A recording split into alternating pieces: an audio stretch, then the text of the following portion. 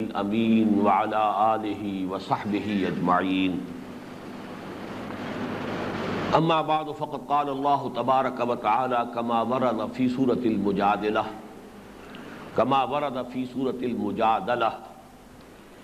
اعوذ باللہ من الشیطان الرجیم بسم اللہ الرحمن الرحیم قد سمع اللہ قول التی تجادلک فی زوجها وتشتکی الی اللہ واللہ یسمع تحاورکما ان اللہ سمیع بصیر الى قوله تعالی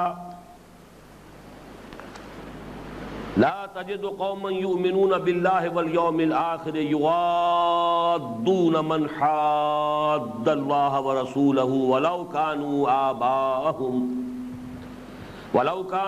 آباءهم او ابناءهم او اخوانهم او عشیرتهم اولئک کتب فی قلوبهم الایمان وأیدهم بروح منه ويدخلهم جنات تجری من تحتها الانہار خالدین فیها رضی اللہ عنہم ورضوا عنہ اولئک حزب اللہ الا ان حزب اللہ هم المفلحون صدق اللہ العظیم رب اشرح لی صدری ویسر لی امری واحلل عقدۃ من لسانی یفقہوا قولی اللہم ربنا الہمنا رشدنا واعذنا من شرور انفسنا اللہم ارنا الحق حقا وارزقنا اتباعہ وارنا الباطل باطلا وارزقنا اجتنابہ آمین یا رب العالمین۔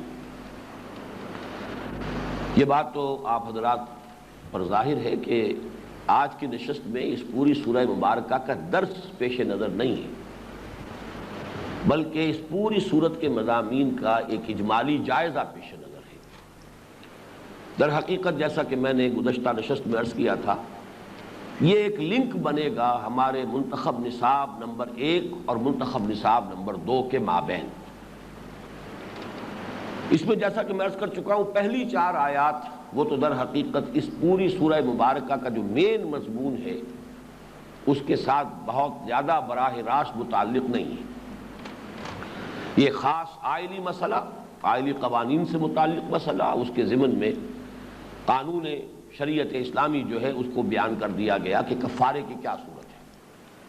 اب اس کے بعد آئیے آیت نمبر 5 اور 6 میں جو کھلم کھلا حزب الشیطان ہے، جن کے لیے لفظ آ رہا ہے کہ جو یحادون اللہ ورسولہ، اب اس کا ذکر ہو رہا ہے، اور یہ بھی گویا کہ اسی اسلوب کے مطابق ہے جو میں نے بارہا آپ کے سامنے رکھا ہے کہ اکثر و بیشتر نفی پہلے ہوتی ہے، اس بات بعد میں۔ اب ظاہر بات ہے کہ حزب الشیطان یہ ایک منفی شے ہے، حزب اللہ وہ مثبت شے ہے کہ جو ہمیں وجود میں لانی ہے، قائم کرنی ہے، جس کے ذریعے سے اقامت دین کی جد و جہد ممکن ہوگی۔ لیکن یہاں پر پہلے اس حزب الشیطان کا تذکرہ ہو رہا ہے، اور حزب الشیطان کے ضمن میں جیسا کہ میں عرض کر چکا ہوں اس کے 2 حصے ہیں، 2 کمپوننٹس ہیں۔ ایک وہ جو کھلم کھلا سامنے ہے، مقابلے میں ہے، سامنے سے وار کر رہا ہے، جو براہ راست دشمن ہے، اعلانیہ دشمن ہے، اور ایک وہ کہ جو اندر چھپا ہوا ہے، منافقین کی شکل میں، بظاہر شامل اہل ایمان میں ہے، حزب اللہ میں ہے، لیکن حقیقتاً ایجنٹ ہے، کارندہ ہے اس حزب الشیطان کا۔ فرمایا ان الذین یحادون اللہ ورسولہ کبتوا کما کبت الذین من قبلہم، یقیناً وہ لوگ کہ جو دشمنی کر رہے ہیں، محاددہ کر رہے ہیں، اس لفظ کی وضاحت میں کر چکا ہوں پوری تفصیل کے ساتھ پچھلی نشست میں۔ حدید سے محاددہ، جو مقابلے میں آ گئے ہیں، کھلم کھلا لشکر لے کر مقابلہ کر رہے ہیں، راستہ روک رہے ہیں۔ ان الذین یحادون اللہ، اب یہ دیکھیے لفظ ثقیل ہے، کافی ثقیل لفظ ہے، اس کی جگہ یقاتلون بھی آ سکتا تھا، ان الذین یقاتلون، جو جنگ کر رہے ہیں، لیکن یہاں پر آپ نے دیکھا کہ اس حدید کی مناسبت سے اگرچہ لفظ بہت ثقیل بن گیا ہے، لیکن وہ مناسبت کیسے واضح ہوتی ہے اگر یہاں پر صرف لفظ قتال آتا؟ ان الذین یحادون اللہ ورسولہ کبتوا کما کبت الذین من قبلہم، وہ ذلیل و خوار ہو چکے جیسے کہ وہ ذلیل و خوار ہوئے تھے جو ان سے پہلے تھے۔ اب یہاں نوٹ کیجئے کہ ماضی مجہول کا صیغہ ہے در حقیقت، بہت سی وہ چیزیں جو یقینی ہو، حتمی ہو، چاہے ابھی پردہ مستقبل میں ہے، قرآن مجید اس کو ماضی کے صیغے میں بیان کرتا ہے۔ یہی وجہ ہے کہ تمام احوال قیامت جو ابھی ہوں گے وہ سب ماضی کے صیغے میں بیان ہوتے ہیں قرآن مجید کے اندر۔ کُبِتُوا كَمَا كُبِتَ الَّذِينَ مِن قَبْلِهِمْ، وہ ذلیل و خوار ہو چکے جیسے کہ ذلیل و خوار ہوئے تھے وہ کہ جو ان سے پہلے تھے۔ وَقَدْ أَنزَلْنَا آيَاتٍ بَيِّنَاتٍ، اور ہم اپنی روشن آیات نازل فرما چکے ہیں۔ ظاہر بات ہے کہ پوری مکی قرآن کے اندر حزب اللہ حزب الشیطان کی جو کشاکش ہوتی رہی ہے، تمام انبیاء اور رسول کے ساتھ یہی تو معاملہ پیش آیا ہے۔ حضرت نوح علیہ السلام کا محاجہ جو بھی ہوتا رہا، مجادلہ ہوتا رہا، اور جو بھی محادہ ہوتا رہا، اس قوم کے جو بھی بڑے بڑے سردار تھے، ملأ الذین کفروا من قومہ، ان کا جو ہے قرآن مجید میں بار بار تذکرہ آ رہا ہے۔ نمرود اور ابراہیم کا محاجہ قرآن میں آ رہا ہے، لیکن بالآخر نمرود خائب و خاسر ہوا۔ اللہ تعالیٰ نے جو مقام اور مرتبہ حضرت ابراہیم کو عطا کیا وہ سب کو معلوم۔ فرعون اور موسیٰ کا مقابلہ رہا، لیکن کون نہیں جانتا کہ فرعون جو ہے وہ غرق ہو گیا اور حضرت موسیٰ علیہ السلام اپنے اہل ایمان ساتھیوں کو لے کر نکل گئے۔ تو بہرحال یہ جیسے کہ پہلے وقد انزلنا آیات بینات، ہم روشن آیتیں نازل کر چکے ہیں۔ وللکافرین عذاب مہین، یہ ناکامی تو ان کی ہے جو اس دنیا میں ہے، اور کافروں کے لیے دردناک عذاب ہے، اہانت آمیز رسوا کن عذاب، وہ آخرت کا عذاب ہے۔ یوم یبعثہم اللہ جمیعا فینبئہم بما عملوا، بڑا پیارا انداز ہے، یہاں پہ ذرا نوٹ کیجئے گا توجہ کے ساتھ، اور بڑی نفسیاتی حقیقتیں جو بیان کی جا رہی ہیں۔ خود ہم بھی اگر اپنے غریبانوں کو جھانکیں گے تو معلوم ہوگا کہ اس طرح کی غفلت کا شکار ہم بھی ہیں۔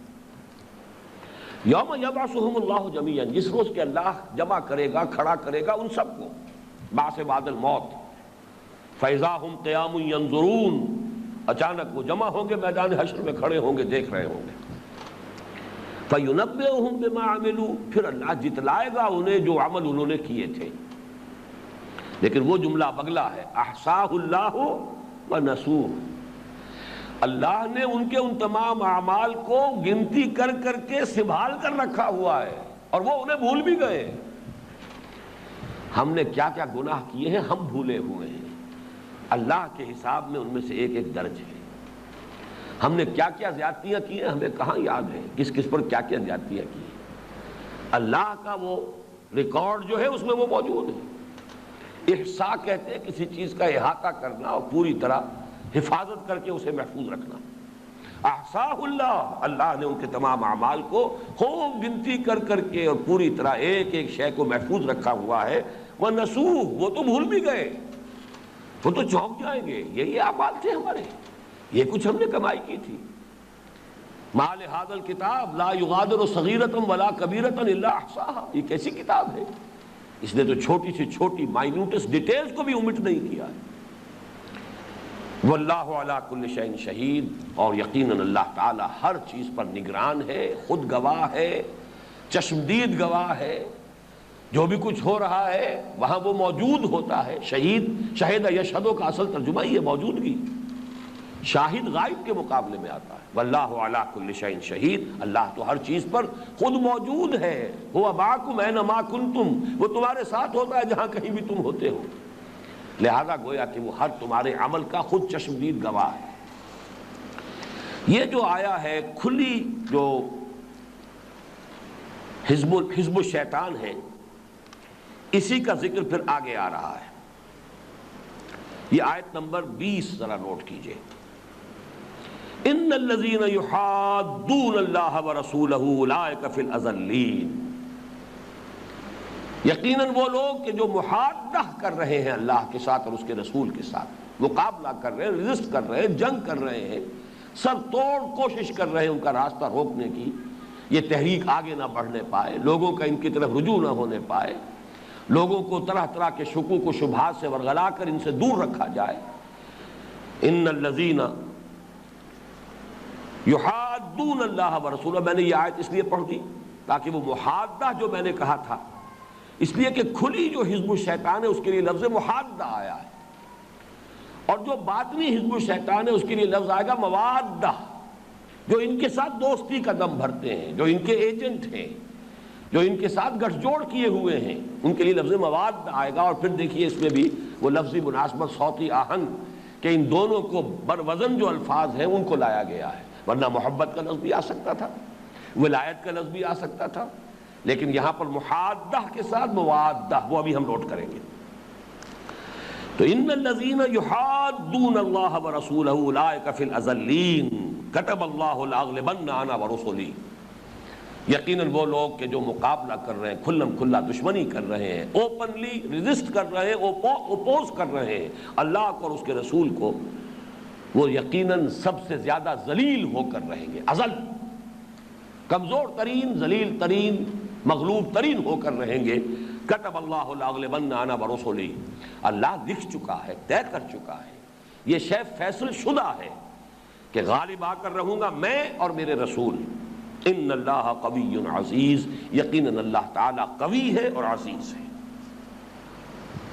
اب یہ ہے وہ جس کو میں نے عرض کیا کہ یہ ہے اوپن، دو آیتیں پہلے ہم نے پڑھی، دو آیتیں یہ، ان چار آیتوں میں حزب الشیطان کا وہ حصہ کہ جو سامنے ہے، واضح ہے، کھلم کھلا دشمن ہے، سامنے سے وار کر رہا ہے، اس کا ذکر کیا گیا۔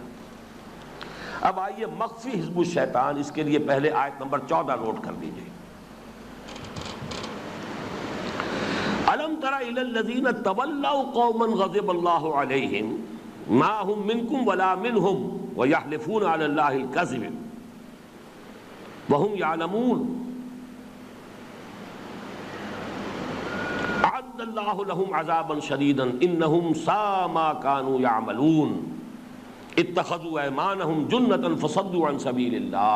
اب یہاں سے وہ مخفی جو ہے اس کا ذکر شروع ہو رہا ہے، اس کو ابھی ہم بعد میں پڑھیں گے، اور اس کا دوسرا حوالہ جو ہے وہ آیت نمبر 22 کے شروع میں ہے، جو آخری آیت تھی، لا تجد قوما یؤمنون باللہ والیوم الآخر یوادون من حاد اللہ، تم نہیں پاؤ گے ان لوگوں کو جو اللہ اور یوم آخر پر حقیقتاً یقین رکھتے ہوں کہ وہ محبت کرتے ہوں، دوستی رکھتے ہوں، ودّ یودّ، اسی سے اللہ کا نام نامی ہے، اس میں گرامی ہے الودود، بہت محبت کرنے والا، مودت، باہمی مودت، لیکن یہ مواددہ باب مفاعلہ، یحادون کے بروزن الذین یوادون، جو محبت کرتے ہیں، گویا کہ مسلمانوں میں شامل وہ لوگ کہ جو ان کھلم کھلا دشمنوں کے ساتھ ساز باز رکھتے ہیں، ان کا ساتھ دوستی کا دم بھرتے ہیں، ان کے ساتھ مجلسی تعلقات رکھتے ہیں،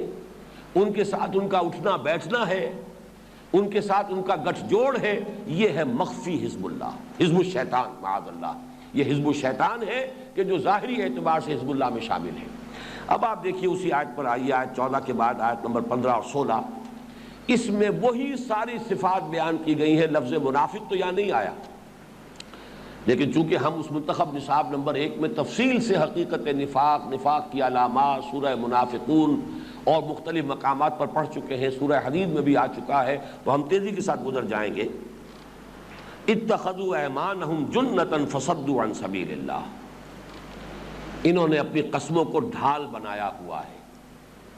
قسمیں دو اعتبارات سے ڈھال بنتی ہیں، جب مطالبہ ہوتا تھا نکلو اللہ کی راہ میں، خدا کی قسم مجھے تو یہ مجبوری لاحق ہے، نمبر 1، اور جب کبھی وہ کوئی شرارتیں کرتے تھے، اللہ کے رسول خاص طور پر صلی اللہ علیہ وسلم ان کے خلاف جو ہے زہر افشانی کرتے تھے، پھر اگر کبھی جواب طلبی ہوتی تھی، خدا کی قسم اللہ گواہ ہے حضور یہ بات میں نے کہی نہیں۔ یہ دونوں اعتبار سے اتخذوا ایمانہم جنتا، اور سورہ منافقون میں بھی آیت انہی الفاظ کے ساتھ موجود ہے، انہوں نے اپنی قسموں کو ڈھال بنا لیا ہے۔ اگر پکارا جاتا ہے نکلو اللہ کی راہ میں، یا لاؤ کچھ اللہ کی راہ میں خرچ کرو، انفاق کرو، اللہ گواہ ہے اس وقت واقعتاً میرے پاس کچھ نہیں ہے، اللہ گواہ ہے میں تو نکلنے کے لیے تیار تھا، بالکل سواری بھی میں نے فراہم کر لی تھی، میں نے زیادہ راہ بھی، لیکن عین وقت پر میری بیوی جو ہے اس طرح بیمار ہو گئی ہے، شدید میں نہیں ہل سکتا۔ تو قسموں کو ڈھال بنا کر جب تقاضا آتا ہے دین کے لیے نکلنے کا یا کچھ صرف کرنے کا، اس سے بچ جانا، اور قسموں کو ڈھال بنا لینا مواخذہ، جب بھی کبھی ان کا جو ہے ان سے سوال کیا جاتا تھا، محاسبہ ہوتا تھا، مواخذہ ہوتا تھا، تو قسموں کو ڈھال بنا کر بچ جانا۔ فصدوا عن سبیل اللہ، اور صدا یا سدو یہ بھی سورہ منافقون میں بھی لفظ آیا تھا، یہ دونوں طرف جاتا ہے، روکنا بھی رکنا بھی۔ تو رک گئے اللہ کے راستے سے نمبر ایک، اور روک دیا انہوں نے لوگوں کو بھی اللہ کے راستے سے۔ یہ لفظ جو ہے فعل لازم فعل متعدی دونوں معنی دیتا ہے۔ فلہم عذاب مہین، ان کے لیے بہت ہی اہانت آمیز عذاب ہے۔ لن تغنی عنہم اموالہم ولا اولادہم من اللہ شیئا، نہیں بچا سکے گا، نہیں کام آ سکے گا ان کو اللہ تعالیٰ کے عذاب کے مقابلے میں، نہ ان کی اولاد بچا سکے گی نہ ان کے اموال بچا سکے گی۔ یہ سورہ توبہ میں بھی آیتیں ہم پڑھ چکے ہیں، 2 مرتبہ آئی ہیں۔ اولئک اصحاب النار ہم فیہا خالدون، یہ تو آگ والے ہیں، جہنمی ہیں، اس میں ہمیشہ ہمیش رہیں گے۔ یوم یبعثہم اللہ جمیعا فیحلفون کما لہ کما یحلفون لکم، بڑی پیاری اور یہ نفسیاتی بات پھر آ رہی ہے۔ جس دن اللہ انہیں اٹھائے گا، کھڑا کرے گا بعث بعد الموت کے بعد میدان حشر میں جب سوال کرے گا، فیحلفون لہ کما یحلفون لکم، تو جیسے یہ تمہارے سامنے قسمیں کھا جاتے ہیں اللہ کے سامنے بھی قسمیں کھائیں گے۔ وہ تو عادت ثانیہ بن گئی، جھوٹی قسم کھانے کی جس کی عادت بن گئی ہو وہ وہاں اللہ کے سامنے بھی جھوٹی قسم کھائے گا، بھول جائے گا اس وقت کہ میں کس کے سامنے کھڑا ہوں۔ یہ علیم بذات الصدور، عالم الغیب والشہادہ، فیحلفون لہ کما یحلفون لکم ویحسبون انہم علی شیء۔ اور دوسری بات یہ کہ منافقین کے بارے میں انہیں یہ گمان ہوگا کہ ہمارا کوئی موقف ہے، we have some place and ground to stand، آخر ہم نے فلاں کام بھی تو کیے تھے، ہم نے روزے تو رکھے تھے کہ نہیں رکھے تھے، ہم نے نمازیں تو پڑھی تھی محمد الرسول اللہ صلی اللہ علیہ وسلم کی معیت میں اور آپ کی امامت میں، ہم نے آخر یہ کام کیے تھے کہ نہیں کیے تھے۔ تو وہ جو اپنی نیکیاں ہیں عبادات کے قبیل کی، یا اور کوئی فرض کیجئے کبھی کسی غریب آدمی کا کوئی کام کر دیا ہو، کبھی کسی بھوکے کو کھانا کھلا دیا ہو، ان نیکیوں کے حوالے سے وہ سمجھیں گے کہ ہماری کوئی حیثیت ہے، کوئی موقف ہے، ہم کسی زمین پر کسی گراؤنڈ پر کھڑے ہیں، ایسا نہیں ہے کہ ہمارے پاؤں تلے کوئی زمین ہی نہیں ہے۔ یہ سارا ان منافقین کا جو نفسیاتی تجزیہ ہے وہ یہاں آ رہا ہے۔ الا انہم ہم الکاذبون، آگاہ ہو جاؤ کہ یہ جھوٹے ہیں، ان کا سارا یہ موقف پادر ہوا ہے، ان کی کوئی حیثیت ہی نہیں۔ 3 دفعہ قرآن مجید میں اسی قسم کے لوگوں کے جو نیک اعمال ہیں ان کے بارے میں فرمایا گیا، کسراب بقیۃ یحسبہ الظمآن ماء، اس روز کھلے گا سراب تھا، کوئی حقیقت نہیں تھی، ہماری یہ نیکیاں تھی ہی نہیں۔ جس طرح کوئی پیاسا جو ہے وہ سراب کو دیکھ کر سمجھتا ہے پانی ہے اور لپکتا ہے جاتا ہے، گھسٹتا ہوا بھی پیٹ کے بل بڑھتا چلا جاتا ہے، لیکن پانی نہیں ملتا، قضا منتظر ہوتی ہے۔ یا جیسے نقشہ کھینچا گیا ہے سورۃ الفرقان میں، سورہ ابراہیم میں، وَقَدِمْنَا إِلَىٰ مَا عَمِلُوا مِنْ عَمَلٍ فَجَعَلْنَاهُ هَبَاءً مَنْثُورًا، وہ جو بڑے بڑے عمل لے کر آئیں گے، بڑی بڑی نیکیوں کے انبار لے کر آئیں گے، ہم آگے بڑھیں گے، ٹھوکر لگا کر اسے غبار بنا کر اڑا دیں گے۔ یہ ٹھوکر کا لفظ جو ہے یہ میں نے اضافہ کیا ہے، لیکن واقعہ یہ کہ اس آیت کی تصویر لفظی بنتی نہیں ہے بغیر اس ٹھوکر کے۔ قدمنا الی ما عملوا، ہم آگے بڑھیں گے ان کے اعمال کی طرف۔ قدمنا تو ہے جیسے کہ کوئی آگے آتا ہے ٹھوکر مارتا ہے، تو وہ جو بھی ڈھیری ان کے نیک اعمال کی لگی ہوئی ہوگی، ہم آئیں گے آگے بڑھیں گے۔ قدمنا الی ما عملوا من عمل، بڑے بڑے عمل، فجعلناہ ہباء منثورا، ایسے کر دیں گے بکھری ہوئی ریت، غبار بنا کر اڑا دیں گے، اس لیے کہ حقیقت کوئی تھی ہی نہیں۔ یہ ہے در حقیقت ان اعمال کا معاملہ۔ استحوذ علیہم الشیطان، ان پر قابو پا لیا ہے شیطان نے۔ اب یہاں دیکھیے، شیطان نے ان کو ورغلا کر اور اپنی حزب میں شامل کر لیا ہے۔ شیطان کا وار ان پر پوری طرح کاری ہو چکا ہے۔ یہ پوٹینشلی حزب الشیطان میں تھے، اب ایکچولی حزب الشیطان میں شامل ہو چکے ہیں۔ اگرچہ وہ حزب الشیطان اعلانیہ نہیں ہے، کھلی نہیں ہے، سامنے سے وار کرنے والی نہیں ہے۔ یہ بہت اہم ہے اس مخفی حزب الشیطان کو سمجھنے کے لیے۔ استحوذ علیہم الشیطان فانساہم ذکر اللہ، شیطان نے ان پر قابو پا لیا ہے، اللہ کی یاد سے غافل کر دیا ہے۔ اللہ تو یاد ہی نہیں رہا، یہ یاد ہی نہیں ہے کہ اللہ مجھے ہر آن دیکھ رہا ہے، ہم جو باتیں کر رہے ہیں اللہ سن رہا ہے، ہم 2 بیٹھ کر جو سازش کر رہے ہیں تو تیسرا اللہ ہے، انہیں یہ خیال نہیں رہا۔ ذکر اللہ جو ہے یہاں پر، ایک تو ذکر کو عام مفہوم میں جو ہم لیتے ہیں اللہ کو یاد کرنا، ایک یہ کہ اللہ کو بھلا دیا سرے سے۔ انہیں خیال ہی نہیں رہا کہ اللہ ہر جگہ موجود ہے، ہر آن موجود ہے، اور ہم جہاں کہیں بھی ہوں وہ ہمارے ساتھ ہیں۔ اولئک حزب الشیطان، یہ بھی حزب الشیطان ہے۔ اب نوٹ کیجئے اس کو، میں نے لفظ بھی کا اضافہ کیا ہے۔ ایک حزب الشیطان وہ ہے یحادون اللہ ورسولہ، کھلم کھلا جو جنگ کر رہے ہیں، سامنے سے آ رہے ہیں، مقابلہ کر رہے ہیں، وہ تو ہے ہی ہے، وہ تو کھلی حزب الشیطان ہے۔ یہ مخفی حزب الشیطان ہے، یہ مسلمانوں کے اندر شامل حزب الشیطان ہے۔ اولئک حزب الشیطان، یہ شیطان کی پارٹی۔ الا ان حزب الشیطان هم الخاسرون، آگاہ ہو جاؤ کہ یہ شیطان کی پارٹی والے یہی بالآخر خسارے میں رہیں گے۔ لیکن یہ کہ بالآخر کے لفظ کا بھی میں نے اضافہ کیا ہے۔ دنیا میں تو وہ بظاہر بڑے کامیاب نظر آتے تھے، بلکہ بیٹھ کر بہت ایک دوسرے کے ساتھ خوش گپیاں کرتے، دیکھو کیسا بیوقوف بنایا، میں نے جا کے جھوٹی قسم کھائی اور وہ تو ہوا اذن، وہ نرے کان ہے، انہیں پتہ ہی نہیں چلا کہ میں جھوٹ بول رہا ہوں، خوب بیوقوف بنایا۔ ایک دوسرے سے تو اس طرح کی خوش گپیاں کرتے تھے، حضور کے بارے میں یہ الفاظ، وہ اذن نرے کان ہی کان ہے، یہاں دماغ میں بھیجا نہیں ہے ان کے، انہیں پتہ ہی نہیں چلتا کہ ہم جھوٹ بول رہے ہیں۔ یہ ان کا انداز تھا استہزاء کا، حضور صلی اللہ علیہ وسلم کا مذاق اڑانے کا۔ لیکن فرمایا اولئک حزب الشیطان۔ یہاں مجھے یاد آیا ہے کہ وہ جو واقعہ ہے کہ حضور صلی اللہ علیہ وسلم ایک چادر میں حضرت فاطمہ، حضرت علی، حضرت حسن، حضرت حسین، ان کو لے کر جمع کر کے آپ نے فرمایا تھا اللہ ہؤلاء اہل بیتی۔ یہ بھی اب یہاں پر بھی کے لفظ سے بات واضح ہوتی ہے، بھی نکال دیجئے تو پھر وہ اہل تشیع کا معاملہ ہو جاتا ہے۔ یہ میرے اہل بیت ہے، یہ بھی میرے اہل بیت ہے۔ ظاہر بات ہے کہ اصل اہل بیت تو حضور کے ازواج مطہرات ہیں۔ قرآن مجید کی نصوص یطہرکم تطہیرا، وہ تو اہل بیت کون ہے؟ وہاں تو ازواج النبی، نبی کی جو بیویاں ہیں ان سے تعلق، ان سے گفتگو ہو رہی ہے۔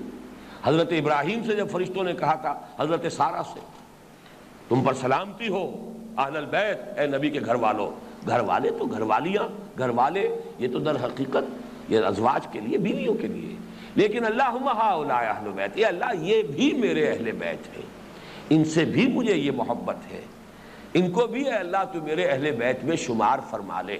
تو گویا کہ اہل بیت ثانوی درجے میں یقیناً حضرت فاطمہ، حضرت علی، حضرت حسن، حضرت حسین بھی ہے۔ اس بھی کو اگر آپ نظر انداز کر دیں گے تو سارا فلسفہ غلط ہو گیا۔ بالکل وہی بات یہاں ہے، اولئک حزب الشیطان، یہ شیطان کی پارٹی، یہ بھی شیطان کی پارٹی ہے۔ مسلمانوں پہچانو، حزب الشیطان ایک وہ ہے جو تمہارا سامنے سے حملہ کر رہا ہے، وار کر رہا ہے، لیکن یہ بھی حزب الشیطان ہے جو تمہارے اپنے رینکس ہیں ان کے اندر ہے، تمہاری صفوں میں شامل ہے۔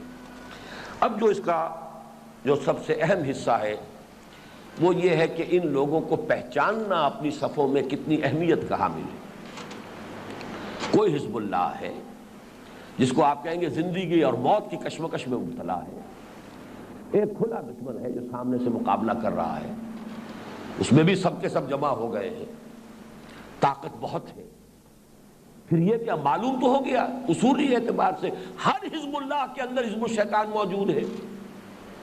اگر محمد الرسول اللہ جس حزب اللہ کے امیر تھے اس میں حزب الشیطان شامل تھی تو اور کون سی حزب اللہ ہوگی، کون سی اسلامی پارٹی ہوگی، کون سی اسلامی انقلابی جماعت ہوگی کہ جو اس حزب الشیطان سے خالی رہے؟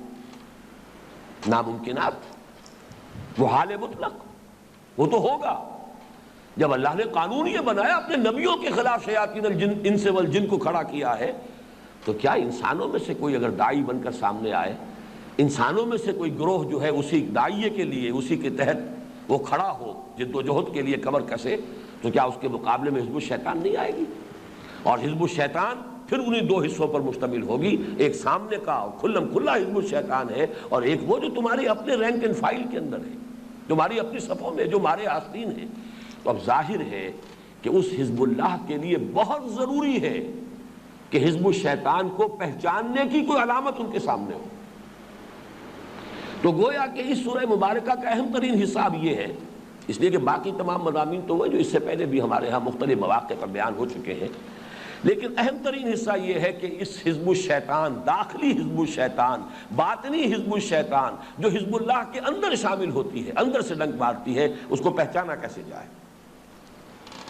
اب نوٹ کیجئے، ان کی سب سے بڑی علامت نجوہ ہے۔ نجوہ کسے کہتے ہیں؟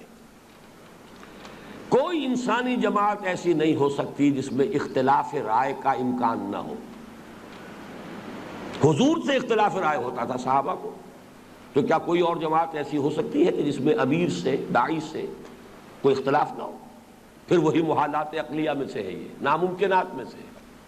اگر حضور سے اختلاف ہو، حضور سے اختلاف آپ کو معلوم ہے غزوہ بدر میں بھی ہوا کہ حضور آپ نے یہاں جو کیمپ لگایا ہے اگر تو یہ وحی سے ہے، اللہ کا حکم ہے تو آمنا و صدقنا، اور اگر یہ کوئی آپ کی ذاتی رائے ہے، اجتہاد ہے آپ کا ذاتی، تو ہمیں بھی اجازت ہو تو ہم کچھ عرض کریں۔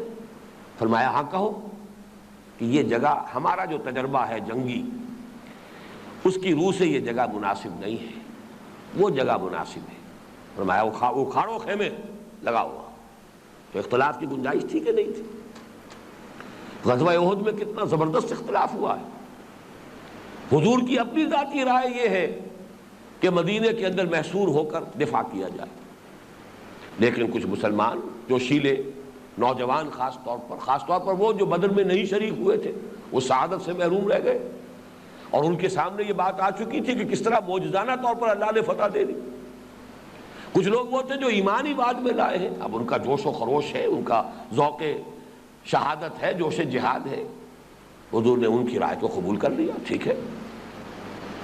یہ سارا اختلاف تو رہے گا، وہ تو ایک ادنا کنیز بھی اختلاف کر رہی ہے حضور سے۔ آپ کو معلوم ہے کہ حضرت عائشہ کی وہ کنیز تھی، وہ ایک صحابی کے نکاح میں تھی، حضرت عائشہ نے کنیز کو آزاد کر دیا۔ اب انہیں خیار حریت حاصل ہو گیا، چونکہ اب ان کا سٹیٹس اونچا ہو گیا۔ جب نکاح ہوا تھا اس وقت وہ کنیز تھی، اب وہ حرہ ہے، آزاد ہے، تو ان کو اب آپشن حاصل تھا کہ چاہے تو وہ مغیث رضی اللہ تعالی عنہ، چاہے تو حضرت مغیث کے نکاح میں رہے، ورنہ یہ کہ ان کو آپشن حاصل ہے، نہ چاہے تو نہ رہے۔ حضرت مغیث کو انتہائی محبت ہے، وہ خود بھی خوشامد کر رہے ہیں، بالآخر حضور سے سفارش کرائی۔ حضور نے بلا کر کہا، مجھے نام اس وقت یاد نہیں آ رہا ان کنیز کا، جی بریرہ، حضرت بریرہ رضی اللہ تعالی عنہ۔ حضور نے فرمایا بریرہ کیا حرج ہے اگر تم مغیثی کے گھر میں رہو؟ اب ذرا نوٹ کیجئے کس قدر لیگل سینس۔ حضور کیا یہ آپ کا حکم ہے؟ فرمایا نہیں حکم نہیں ہے، میرا مشورہ ہے۔ تو حضور مجھے مشورہ قبول نہیں ہے، اگر حکم ہے تو ماننا ہوگا، سماعت ہے، مشورہ ہے تو میں معذرت کرتی ہوں، مجھے یہ مشورہ قبول نہیں۔ تو اختلاف تو ہر انسانی جماعت میں رہے گا، نبی سے اختلاف رائے، اسٹریٹجی میں، تدبیر میں، ہر جماعت جو ہے اس اختلاف کے اظہار کا کھلم کھلا اظہار کرو، سامنے آؤ، بات کرو، دلیل دو، بات مانو یا منواؤ۔ ہر جماعت میں اس کا اہتمام ہونا چاہیے۔ جو جماعت یہ اہتمام نہیں کرتی گویا کہ اپنے پاؤں پر خود کلہاڑی مارتی۔ اگر آپ ہیلدی چینلز کھولیں گے نہیں تو ظاہر بات ہے کہ وہ بہاؤ جو ہے پانی تو پھر کہیں نہ کہیں سے راستہ نکال لے گا اگر آپ نے اس کی رکاوٹ کی ہے۔ تو کوئی بھی اگر جماعتی نظم ایسا ہے کہ اس میں اختلاف رائے کے لیے آپ نے چینلز فراہم نہ کیے ہوں، تنقید کے لیے کوئی ضابطے اور کوئی ہیلدی خطوط جو ہے، صحت مند خطوط اس میں معین نہ کیے ہوں، تو خرابی پیدا ہوگی۔ یقیناً وہ جو ہے ان نفسیات انسانی کے اعتبار سے گویا کہ اپنی تباہی کو خود دعوت دے رہی ہے۔ البتہ یہ جو ففتھ کالمسٹ عنصر ہے اس کی علامت یہ ہے کھل کر کبھی بات نہیں کرے گا، اس چینل کو کبھی استعمال نہیں کرے گا، برملا اپنی رائے کا اظہار نہیں کرے گا، اس لیے کہ دل میں انہیں یہ چور ہوتا ہے کہ ہماری دلیل کے مقابلے میں دلیل آ جائے گی، ہمارے موقف کے مقابلے میں موقف آ جائے گا، اور ان کو معلوم ہے کہ وہ زیادہ قوی ہے۔ لہذا ساری کوشش ہوتی ہے نجوہ کسے کہتے ہیں؟ علیحدگی میں، تنہائی میں، دو دو تین تین چار چار مل کر بیٹھے ہوئے ہیں، خسر پھسر کر رہے ہیں، اور جو بھی اصحاب امر ہیں، جو بھی ذمہ دار لوگ ہیں، ان کے خلاف وسوسے پیدا کر رہے ہیں، شکوک و شبہات پیدا کر رہے ہیں، یہ نجوہ ہے۔ اس نجوہ کی اب اہمیت کو دیکھیے کہ اس سورہ مبارکہ میں کتنی آیات ہیں جو نجوہ پر آ رہی ہیں۔ اس لیے سب سے بڑی علامت یہ ہے، ہر حزب اللہ، ہر وہ جماعت، ہر وہ تنظیم جو اقامت دین کے بلند ترین مقصد کے لیے قائم ہو، اسے بہت سینسٹیو، بہت حساس رہنا چاہیے اس نجوہ کے بارے میں۔ یہ نجوہ ہے اس مخفی حزب الشیطان کا سب سے بڑا ہتھ کنڈا، سب سے بڑا ذریعہ۔ اس کے ذریعے سے ڈسرپشن، وہاں انتشار پیدا کرنا، خلفشار پیدا کرنا، اس کا سب سے بڑا ذریعہ یہ ہے، اور یہی سب سے بڑی علامت بھی ہے۔ جہاں بات کرنے کا موقع ہو وہاں بات نہ کرنی، لیکن تنہائیوں میں علیحدہ علیحدہ دو دو تین تین چار چار جا کر باتیں کرنا اور لوگوں کے دلوں کے اندر شکوک و شبہات کے بیج ڈالنا، یہ سب سے بڑی علامت۔ اب یہ ظاہر بات ہے کہ ہر ساتھی جو ہے، ہر حزب اللہ کا جو رکن ہے، اس کے پاس یہ موجود رہے گا، یہ معیار، یہ لٹمس ٹیسٹ، کہ جو کوئی بات کرے اسے کہا جائے یہ بات آپ کھل کر کیوں نہیں کر رہے۔ جب اجتماع تھا، جب وہاں موقع دیا گیا تھا کہ آؤ اور گفتگو کرو، وہاں آپ نے بات نہیں کی، آپ مجھ سے علیحدگی میں بات کر رہے ہیں۔ یہ ہے در حقیقت سب سے بڑا ثبوت اس بات کا کہ آپ خیر نہیں چاہتے، چاہے زخرف القول، بڑی ملمے کی باتیں کر رہے ہوں، بڑی ہی دل کو لبھانے والی باتیں، بڑی متقیانہ شکلیں اور صورتیں بنا رکھی ہوں، ظاہر بات ہے کہ وہ تو اس کے بغیر تو کوئی بات ان کی سنے گا نہیں۔ لیکن لٹمس ٹیسٹ یہ ہے کہ اختلاف رائے کیجئے، لیکن وہاں کیجئے، برملا کیجئے جہاں کہ اس کے کرنے کا موقع ہے، جو فراہم کیا گیا ہے۔ اگر وہاں سے ہٹ کر رہے ہیں تو آپ حزب الشیطان میں شامل ہیں۔ ہم کسی کو منافق نہیں کہہ سکتے، لیکن قرآن مجید نے جو ہمیں علامتیں دی ہیں اس کے حوالے سے ہم یہ کہہ سکتے ہیں کہ آپ ڈسرپشنسٹ ہیں، آپ در حقیقت اس پورے مقصد کو انٹرنلی سیبوٹاج کرنے کی فکر کر رہے ہیں۔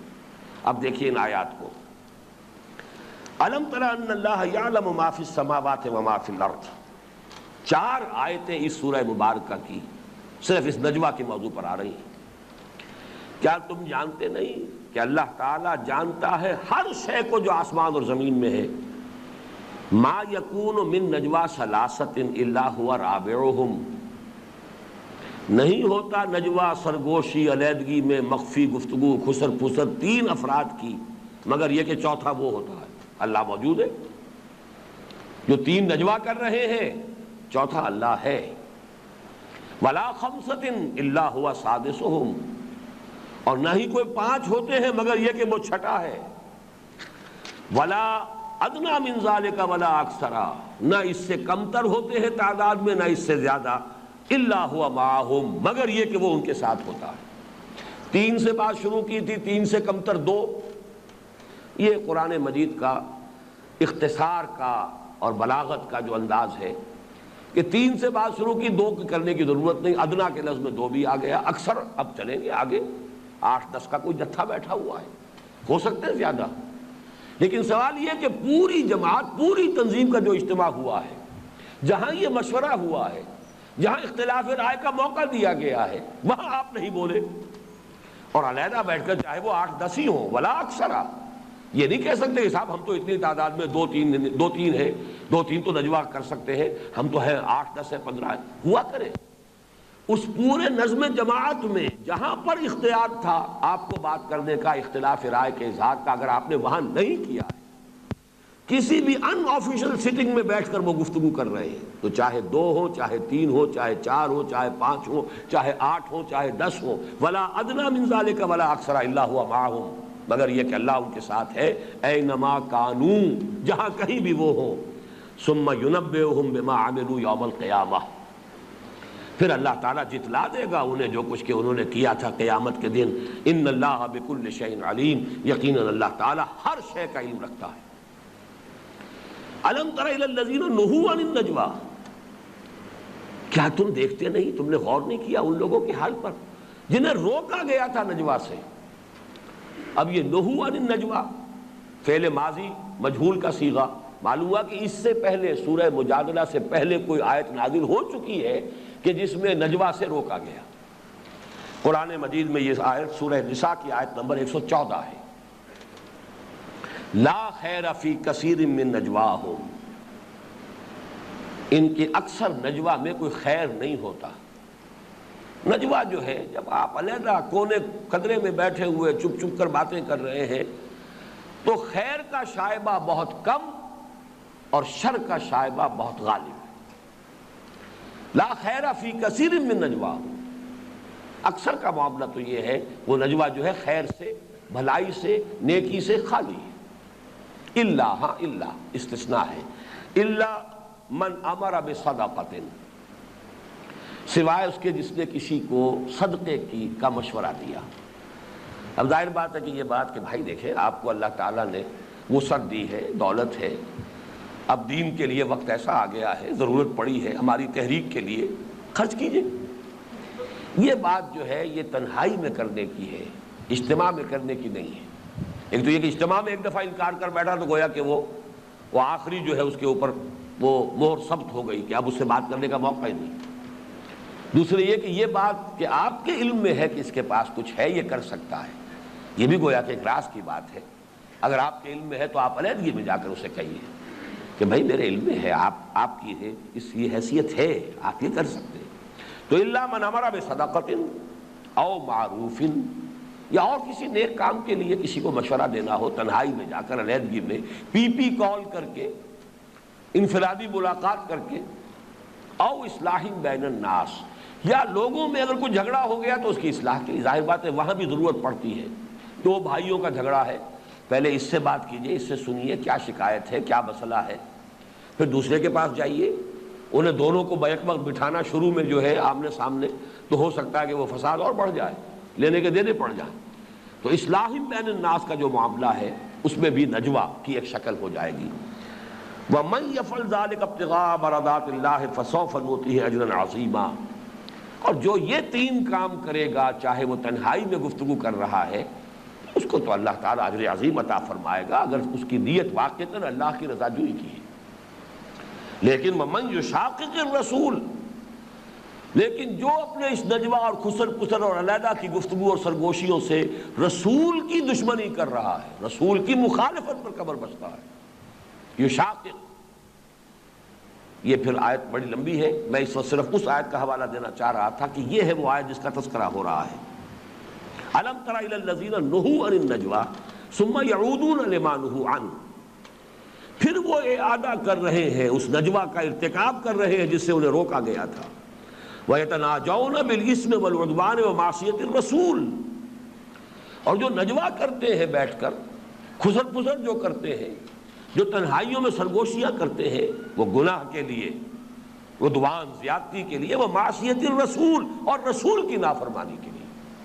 اس بات کو خاص طور پر نوٹ کیجئے، یہ حقیقت نفاق کے ضمن میں تفصیل سے بیان کر چکا ہوں منتخب نصاب کے درس میں، کہ سب سے بڑا جو نقطہ ہوتا ہے منافقین کے لیے جو ہوتا تھا وہ یہ کہ ٹھیک ہے جی ہم نے اللہ کو مانا ہے، قرآن مجید میں کتاب نازل ہو جائے، حکم آ جائے، جیسے کہ سورہ محمد میں سورہ قتال میں آیا ہے، کیوں نہیں کوئی آیت اتر جاتی قرآن میں، کیوں نہیں صورت آتی؟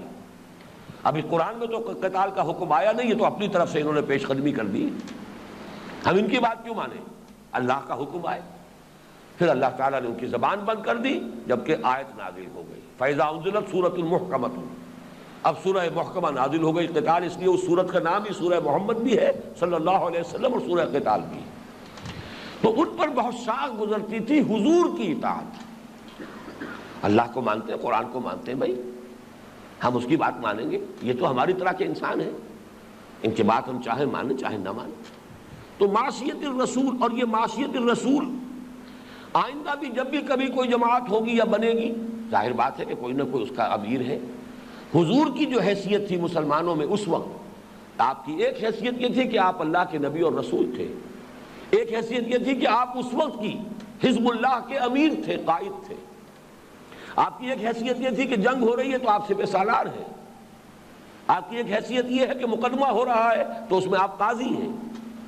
اور آپ کو معلوم ہونا چاہیے حضور کی وہ حدیث کہ مسلمانوں کا بھی ایسا بھی ہوتا ہے کہ تم میرے سامنے کوئی مقدمہ لاتے ہو اور کوئی ایک پارٹی جو ہے، کوئی ایک فریق جو ہے بڑا چرب زبان ہوتا ہے اور میرے ہاتھ سے وہ فیصلہ کروا لیتا ہے، لیکن نوٹ کر لے کہ اگر غلط فیصلہ کروا لیا مجھ سے، اور وہاں حضور نے فرمایا اگر میری ڈگری اس کو ملی ہے میری عدالت سے زمین کے کسی ٹکڑے کے بارے میں کہ میں نے فیصلہ کر دیا کہ ٹھیک ہے یہ اس کی ملکیت ہے، وہ جان لے کہ چاہے میری عدالت کی ڈگری سے اسے وہ زمین کا ٹکڑا ملا ہو، لیکن وہ زمین کا ٹکڑا نہیں ہے، وہ جہنم کا ٹکڑا ہے۔ گویا کہ بحیثیت قاضی ضروری نہیں تھا کہ آپ معصوم ہو، خطا ہو سکتی ہے آپ سے۔ آپ کی معصومیت جو ہے وہ در حقیقت بحیثیت نبی، بحیثیت رسول، باقی یہ کہ وہ خطا ہو سکتی۔ آخر آپ نے جب اپنی رائے بدل لی کہ ٹھیک ہے یہاں نہیں، کیمپ وہاں لگا دو، تو کیا وہ وہاں جہاں آپ نے کیمپ لگایا تھا ایک سپہ سالار کی حیثیت سے، کیا یہ وحی کی روح سے تھا؟ اگر وحی کی روح سے تھا تو جیسے کہ صحابہ نے خود ہی عرض کیا تھا کہ اگر تو یہ وحی کی روح سے ہے تو آمنا و صدقنا، اگر آپ کا ذاتی اجتہاد ہے تو اجازت ہو تو آپ کچھ عرض کریں۔ اور سب سے اہم واقعہ وہ ہے تعبیر نخل والا کہ آپ مدینے تشریف لائے، آپ نے دیکھا آرٹیفیشل پولینیشن کا اہتمام کرتے تھے جو مدینے کے انصار تھے، کاشتکار تھے، وہ کھجور کے نر اور مادہ پھولوں کو قریب لے آتے تھے تاکہ فرٹیلائزیشن کا امکان زیادہ ہو جائے، اس سے یہ کہ پھل زیادہ ہوگا، فصل زیادہ ہوگی۔ حضور کو چونکہ تجربہ نہیں تھا، آپ تو مکے سے آ رہے تھے، مکے میں تو وادی غیر ذی زرعین ہے، زراعت کا کوئی سوال ہی نہ باغات ہے نہ کھیتی ہے، تجارت کی مہارت تو تامہ تھی آپ کو، لیکن یہ کہ زراعت کی تو آپ کو کوئی مہارت نہیں تھی، کوئی تجربہ نہیں تھا۔ آپ نے فرمایا نہ کرو تو کیا ہے، اور صحابہ کے لیے صرف یہ کہہ دینا بھی کہ اگر نہ کرو تو کیا ہے، یہ بھی گویا کہ حکم کے درجے میں تھا۔ نہیں کیا، فصل کم ہو گئی۔ اب ڈرتے ڈرتے عرض کیا حضور ہم یہ کیا کرتے تھے، آپ نے فرمایا تھا کہ نہ کرو تو کیا، ہم نے نہیں کیا، فصل کم ہوئی ہے۔ فرمایا دیکھو انتم عالم بامور دنیاکم، یہ میں نے کوئی دین کے حلال اور حرام کی بات تمہیں نہیں بتائی تھی، یہ تمہارا تجربہ ہے اور تم اپنے ان تجرباتی معاملات میں مجھ سے زیادہ ماہر اور واقف ہو۔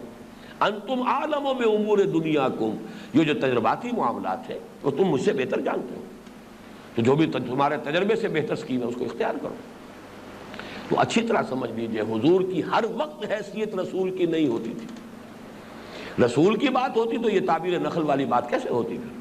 اور آپ نے ایک اصول بیان کر دیا، انتم عالم بامور دنیاکم، یہ تو بڑے کیٹیگوریکل الفاظ ہیں اور بہت ہی یوں سمجھیے کہ اس سے جو نتائج نکلتے ہیں کہ سائنٹیفک معاملات کے اندر حضور صلی اللہ علیہ وسلم چونکہ اس کام کے لیے مبعوث نہیں ہوئے تھے، لہذا اس میں اگر آپ نے کوئی بات فرمائی بھی ہو تو اس کی پیروی لازمی نہیں ہے۔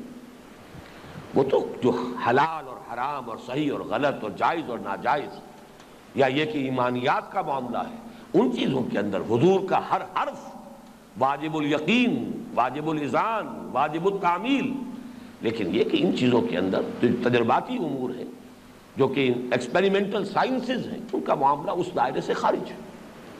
بہرحال یہاں فرمایا وہ معصیت الرسول، یہ رسول کی معصیت جو ہے بحیثیت امیر۔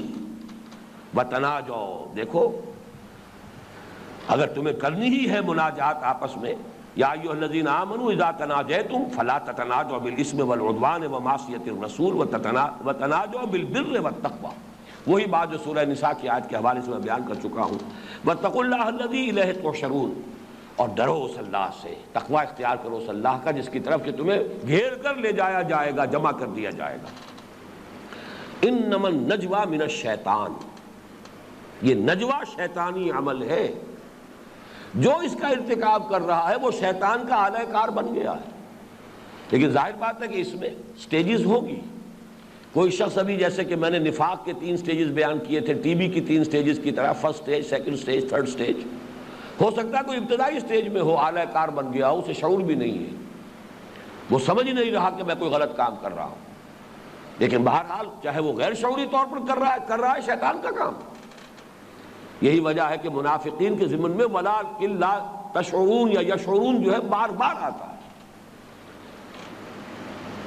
فی قلوبہم مرض فزادہم اللہ مرضا ولہم عذاب علیم بما کانوا یکذبون، اور ان کا معاملہ یہ ہے کہ وہ کہتے ہیں وَمِنَ النَّاسِ مَن يَقُولُ آمَنَّا بِاللَّهِ وَبِالْيَوْمِ الْآخِرِ وَمَا هُم بِمُؤْمِنِينَ يُخَادِعُونَ اللَّهَ وَالَّذِينَ آمَنُوا وَمَا يَخْدَعُونَ إِلَّا أَنفُسَهُمْ وَمَا يَشْعُرُونَ، شعور انہیں حاصل نہیں ہے، جو کچھ یہ کر رہے ہیں غیر شعوری طور پر کر رہے ہیں۔ اس لیے کہ ابتدائی تھی یہ سورہ بقرہ کی آیات، ابھی وہ مرض جو ہے ابتدائی سٹیجز کے اندر تھا۔ تو فرمایا انما النجوى من الشیطان، یہ نجوہ کا عمل جماعتی معاملات میں، چاہے انفرادی تنقید ہو، امیر پر تنقید کرنی ہے کھل کر کرو، اگر اس کے لیے کوئی پلیٹ فارم مہیا نہیں کیا گیا، اگر اس کے لیے کوئی موقع نہیں دیا گیا تو جماعت مجرم ہے، اور اگر وہ موقع دیا گیا اور وہاں پر کھل کر بات کرنے کے لیے صورت کی اجازت ہوئی اور پھر نہیں کیا تو تم مجرم ہو، تیسری صورت کوئی ہے نہیں۔ اسی طریقے سے اختلاف رائے، اگر اس کا موقع نہیں ہے کسی جماعت میں، وہ ڈکٹیٹوریل قسم کی جماعت بن جائے گی، اور اس سے پھر خام خواہ خود بخود بھی یہ تمام فسادات پیدا ہوں گے۔ لیکن جہاں اس کا موقع ہو، چینلز ہوں فراہم کر دیے گئے ہوں، وہاں اس کو اختیار نہ کرنا، اس کو استعمال نہ کرنا اور جا کر کونوں خدروں میں علیحدہ علیحدہ باتیں کرنا، یہی شیطنت ہے، یہی حزب الشیطان کے لیے کوالیفیکیشن ہے کہ جو شخص یہ حرکت کر رہا ہے وہ حزب الشیطان کا رکن ہے۔ انما النجوى من الشیطان لیحزن الذین آمنوا، یہ شیطان کی طرف سے یہ نجوہ کا عمل ہے تاکہ اہل ایمان دلگیر ہوں، دل گرفتہ ہوں، انہیں افسوس ہو، انہیں رنج ہو۔ ظاہر بات ہے کہ جب اس طرح کی باتیں آتی ہیں تو رنج ہوتا ہے۔ میرے ساتھی میرے بارے میں یہ بات کر رہے ہیں، مجھ سے نہیں کی، جا کے کہیں اور کی، صدمہ ہوگا کہ نہیں ہوگا؟ بظاہر میرے ساتھ ہے، تنظیم میں شامل ہے، جماعت میں ہے، حضور کے زمانے میں حضور کا کلمہ پڑھ رہے ہیں، حضور کے پیچھے نمازیں پڑھ رہے ہیں، اور تنہائی میں جا کر حضور پر تنقیدیں کر رہے ہیں، فکرے چست کر رہے ہیں، ہوا اذن، میرے کان ہیں، سمجھ ومجھ نہیں ہے، یہ باتیں کہہ رہے ہیں اس کے بارے میں جس کا کلمہ پڑھ رہے ہیں، اشہد ان لا الہ الا اللہ واشہد ان محمد رسول اللہ، تو صدمہ ہوگا کہ نہیں ہوگا؟ پھر ایک دوسرے سے سوء ظن پیدا ہو گیا ہے، ایک دوسرے سے انسان کشیدہ ہو جائے گا، معاشرے کے اندر جو ہے حزن، اس جماعتی نظم کے اندر جو ہے حزن کی مختلف صورتیں پیدا ہوں گی۔ لیکن اب مسلمانوں کی دلجوئی کے لیے فرمایا، حوصلہ افزائی کے لیے، وَلَيْسَ بِضَارِّهِمْ شَيْئًا إِلَّا بِإِذْنِ اللَّهِ، وہ نہیں انہیں کوئی ضرر پہنچا سکتا مگر اللہ کی اجازت سے۔ یعنی گھبراؤ نہ، یہ سب کچھ کر لیں، حزب اللہ کو مطمئن رہنا چاہیے کہ ان کے کیے کچھ نہیں، جتنی چاہے سازشیں کر لیں، جتنی چاہے سرگوشیاں کر لیں، جتنی چاہے پھسل کر لیں، جتنا چاہے اس جماعت کو ڈسرپٹ کرنے کی کوشش کر لیں، کچھ نہیں ہوگا، ضرر نہیں پہنچا سکتے الا باذن اللہ، ہاں اللہ کی اجازت سے۔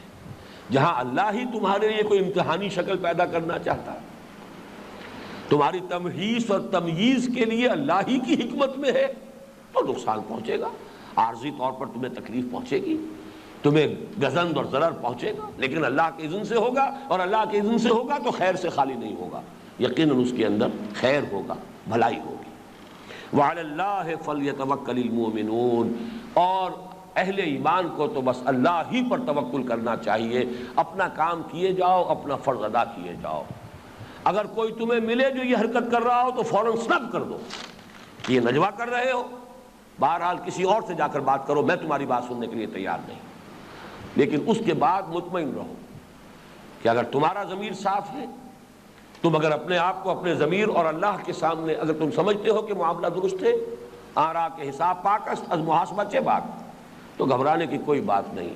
یہ آزمائش، یہ تمحیص، یہ تمییز اللہ کی طرف سے ہے، ابتلا ہے، اور اس میں بھی خیر ہے۔ لِيُبْلِيَ الْمُؤْمِنِينَ مِنْهُ بَلَاءً حَسَنًا، اسی سے اللہ تعالیٰ اہل ایمان کے جوہر نکھارتا ہے، ان کے اندر جو خوبیاں مضمر ہیں ان کو اجاگر کرتا ہے، نمایاں کرتا ہے۔ یہ 4 آیتیں ہیں نجوہ پر، اور یہ قرآن مجید کا حزب اللہ حزب الشیطان کی جو کشاکش ہے، یہ اس کے اعتبار سے اہم ترین مقام ہے، اس لیے کہ داخلی باطنی خفیہ حزب الشیطان کو پہچاننے کے لیے سب سے اہم اور بہت ہی بالکل نمایاں یہ ذریعہ موجود ہے۔ یہ چیز جو ہے ایک ایسی علامت ہے جو چھپ ہی نہیں سکتی، صرف یہ ہے کہ اس کا احساس، اس کا شعور جو ہے اس جماعت کے اندر جو بھی لوگ شامل ہیں ان سب کو دلا دیا جائے کہ یہ چیز جو ہے یہ نجوہ، یہ در حقیقت انما النجوى من الشیطان لیحزن الذین آمنوا ولیس بضارهم شیئا الا باذن اللہ۔ اب دیکھیے 2 اور اس میں چیزیں ہیں کہ جو میں چاہتا ہوں، بڑی وقت چونکہ کم ختم ہو رہا ہے، صرف اس کا ذکر ہوگا۔ ویسے یہ آیات مستقل درس کی حیثیت سے بھی منتخب نصاب کہ نمبر 2 جو ہے اس میں شامل ہے۔ دوسری اہم علامت کیا ہے اس داخلی حزب الشیطان کی؟ حزب اللہ کے رینکس میں جو حزب الشیطان کے ایجنٹ شامل ہیں ان کو پہچاننے کی دوسری علامت، ہمیشہ چند لوگ ایک گچھے کی حیثیت سے نظر آئیں گے. کوئی جماعتی اجتماع ہو رہا ہے لیکن معلوم ہو وہ 3-4 آدمی ساتھ ہی ہیں، ہمیشہ بیٹھے ہوئے بھی ہیں تو اجتماع میں جڑ کر بیٹھے ہوئے ہیں، ایک دوسرے کے ساتھ بالکل کھب کر. کیوں؟ تاکہ وہ ایک دوسرے کو ساتھ کے ساتھ، اب حضور کچھ بات فرما رہے ہیں، ساتھ کے ساتھ تبصرے ہو رہے ہیں، مسکرا رہے ہیں، تبصرے نقل کر رہے ہیں. ایکم زادت ہذہ ایمانا، لو بھائی ایک نئی صورت نازل ہوئی ہے، سنائی ہے محمد نے صلی اللہ علیہ وسلم، بھائی کس کس کے دل میں ایمان بڑھ گیا اس سے؟ اب یہ ہے، یہ تبصرے ہے، یہ انداز ہے. قرآن مجید نے کوئی شے جو ہے چھپائی نہیں ہے، اس طرح کھول کھول کر یہ علامتیں بیان کر دی. اب ظاہر بات ہے کہ اگر وہ لوگ منتشر ہوں گے مجمع میں، ایک یہاں بیٹھا ایک وہاں بیٹھا ایک وہاں بیٹھا، تو ان کی باتیں ایک دوسرے سے ہو نہیں سکتی، کوئی اور سنے گا، اوور ہیئر کرے گا. کلنکھیوں میں جو مسکراہٹیں جو ہے ایکسچینج ہو رہی ہیں، اور یہ مسکراہٹ جو ہے یہ زہر خند، یہ گویا کہ جو کچھ کہا جا رہا ہے اس کے اوپر خاموش تبصرہ ہو رہا ہے، مذاق ہو رہا ہے. اور یہ اسی وقت ہوگا جبکہ وہ گچھا بن کر بیٹھے ہوئے ہوں. اس گچھا بن کر بیٹھنے کے خلاف یہاں آیا ہے یا ایھا الذین آمنوا اذا قیل لکم تفصحوا فی المجالس فافصحوا یفصح اللہ لکم. اہل ایمان جب تم سے کہا جایا کرے کھل کر بیٹھو، پھیل جاؤ، زیادہ جڑ کر مت بیٹھو، تو کھل کر بیٹھا کرو مجالس میں، اور اس میں بڑا پیارا اللہ تعالیٰ تمہارے لیے کشادگی پیدا کرے گا. یہ میں تفصیل سے بیان کروں گا جب یہ درس ہوگا اس کا. ان آیات کو بہت سے لوگوں نے بالکل نہیں سمجھا، انہیں عام مجلسی آداب کے حوالے سے اس کی جو ہے تفسیر و تعبیر کی گئی ہے. یہ اصل میں وہ حزب اللہ اور حزب الشیطان کی کشاکش، اس موضوع پر یہ سورہ مبارکہ جو ہے یہ قرآن مجید کا ذروہ سنام ہے. حزب الشیطان کا لفظ تو آیا ہی صرف اس صورت میں، جیسا کہ میں نے عرض کیا. ایک اور جگہ سورہ فاطر میں حزبہ کے عنوان سے تو آ گیا ہے، ورنہ حزب الشیطان کی اس طرح صرف اس صورت میں آئی. حزب اللہ کا 2 مرتبہ لفظ صرف اس صورت میں ہے، البتہ سورہ مائدہ میں بھی آیا ہے. اس حوالے سے حزب الشیطان ورسس حزب اللہ، اس موضوع پر یہ قرآن مجید کا ذروہ سنام ہے، اہم ترین صورت ہے. اس کے پس منظر میں سمجھیے کہ یہ کیا مراد ہے. اور جیسے کہ مولانا مودودی نے لکھا، اور بہت صحیح لکھا ہے تفہیم کے دیباچے میں، کہ قرآن مجید کوئی ایسی کتاب نہیں ہے جسے کوئی انسان اپنے ڈرائنگ روم میں بیٹھ کر اور ڈکشنریوں کی مدد سے اور ریفرنس بکس کی مدد سے سمجھتا چلا جائے. یہ تو در حقیقت ایک تحریک، ایک انقلابی جد و جہد کا مینول ہے. اترا ہے رفتہ رفتہ، جیسے جیسے تحریک آگے بڑھ رہی ہے، دعوت آگے بڑھ رہی ہے، نئے نئے مسائل پیدا ہو رہے ہیں، ہر مرحلے کی کیفیات مختلف ہیں. اگر کوئی شخص اس جد و جہد میں مبتلا ہے اور پھر وہ مختلف جو ہے اس کی کیفیات اس کے سامنے آتی ہے، تب سمجھ میں آتا ہے کہ قرآن مجید میں، جیسے میرے لیے تو یہ لفظ اس لیے بہت آسان ہے کہ ہم جب میڈیکل ایجوکیشن شروع ہوتی ہے تو مینول آف ڈسیکشن ہمارے سامنے آتا ہے. پہلی کتاب ڈیڈ باڈی کو ڈسیکٹ کرنا ہے تو مینول، اس میں اتنی تفصیل ہوتی ہے. یہاں شگاف لگاؤ گے تو فوراً یہ فیشیا ہے یا یہ نرو نظر آ جائے گی، اس کو ذرا ہٹاؤ گے تو یہ چیز نظر آئے گی. تو یہ مینول آف ریولوشن، حضور کی ریولوشنری اسٹرگل کا مینول ہے قرآن. اور اس کے بہت سے پہلو وہ ہیں کہ جو جب تک کہ آپ اس جد و جہد میں مبتلا نہ ہو سمجھ میں نہیں آتے، دور اسکار تعویلات کر کے انسان گزر جاتا ہے. اسی طرح وَإِذَا قِيلَ لَكُمْ انشُزُوا، اور جب تم سے کہا جائے اٹھ جاؤ، فانشزوا تو اٹھ جایا کرو. يَرْفَعِ اللَّهُ الَّذِينَ آمَنُوا مِنكُمْ وَالَّذِينَ أُوتُوا الْعِلْمَ دَرَجَاتٍ وَاللَّهُ بِمَا تَعْمَلُونَ خَبِيرٌ. اللہ تعالیٰ بلند کرے گا تمہارے بھی درجے، اور تم میں سے جو صاحب علم ہے ان کے درجے بلند کرے گا. اس سے بھی مراد کیا ہے؟ دیکھیے کہ اجتماع ہوا، صحابہ کو حضور نے بلایا، کوئی نئی مہم تھی، اس کے لیے صحابہ کو ترغیب کرنی تھی، یا تو انفاق کی، یا یہ کہ اللہ کی راہ میں نکلو، جیش بھیجنا ہے. اب وہ کارروائی ہو گئی، اب اجلاس برخاست ہو گیا، یہ وہیں کے وہیں بیٹھے، وہاں سے اٹھنے کا نام نہیں لے رہے. اس لیے کہ فوری تبصرے جب تک نہ کر لے، اندیشہ ہوتا تھا نا کہ کہیں میرے اس ساتھی کے دل پر کوئی اثر نہ ہو گیا ہو. تو جب تک یہی دھو کر نہ اٹھے تو خطرہ ہے کہ ہمارے اس گٹھ جوڑ میں سے کوئی نکل جائے. لہذا اجلاس برخاست ہو گیا ہے، اٹھ جاؤ بھائی، چلو جاؤ. وہ بیٹھے، اور وہ ساری اس وقت کی کارروائی کی جب تک کہ وہیں پر آن دی اسپاٹ قصہ زمین برسر زمین طے نہیں کر لیتے تھے کہ معاملہ ختم کر دیں، اٹھتے نہیں تھے. یہ سارا طرز عمل ہے اس جتھے بندی کا، گروہ بندی کا. پھر یہ کہ اس کے حوالے سے ظاہر بات ہے کہ یہ علامتیں ہیں کہ جہاں مسلمانوں دیکھو کہ یہ انداز ہے، کچھ لوگ اس طرح جڑے رہتے ہیں بس ایک جتھا بنے ہوئے، حالانکہ یہ پوری تنظیم، پوری جماعت اخوت کا ایک بڑا کھلا دائرہ ہے، اس کے اندر جو ہے کھلے انداز کے اندر سب کے ساتھ کشادہ روئی کے ساتھ، سب کے ساتھ نصح و اخلاص کا ایک رشتہ ہو، تعلق ہو، محبت ہو۔ یہ کچھ لوگ جڑے رہے ہر وقت، کسی مجلس میں بھی آئے تو جڑے ہوئے بیٹھے گچھا بن کر، اور خسر پھسر وہاں بھی جاری ہے، اور پھر جب اجلاس برخاست ہو گیا تب بھی وہاں دھرنا مار کے بیٹھے ہوئے۔ یہ علامتیں ہیں اس جتھا بندی کی۔ اب آخری چیز آئی ہے ایک اور علامت، یا ایھا الذین آمنوا اذا ناجیتم الرسول فقدموا بین یدی نجواکم صدقہ۔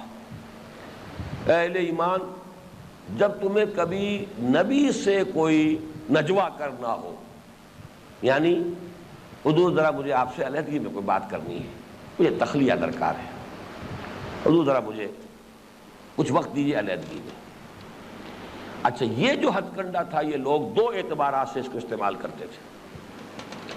ایک تو اپنی حیثیت اور وجاہت اور اہمیت کا اظہار، ہم وہ لوگ ہیں کہ ہم حضور سے علیحدگی میں بات کرتے ہیں، گویا کہ کوئی معاملات ایسے ہیں بالکل خفیہ خفیہ ہمارے اور نبی کے مابین ہیں، تم سے علیحدہ، عام لوگوں سے علیحدہ۔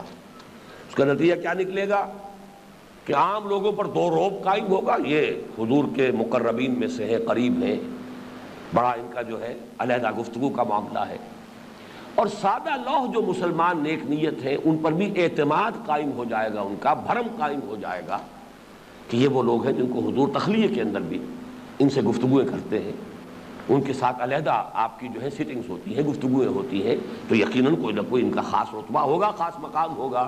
تو وہ نیک دل سادہ لوح مخلص مسلمانوں پر اپنا بھرم اور اعتماد قائم کر رہے ہیں، اور اس کے ساتھ ایک اور منفی پہلو، حضور کے وقت کو ضائع کر رہے ہیں، وہی وقت جس میں کہ آپ کی توجہ ہوتی پوری جماعت کے مسائل کی طرف۔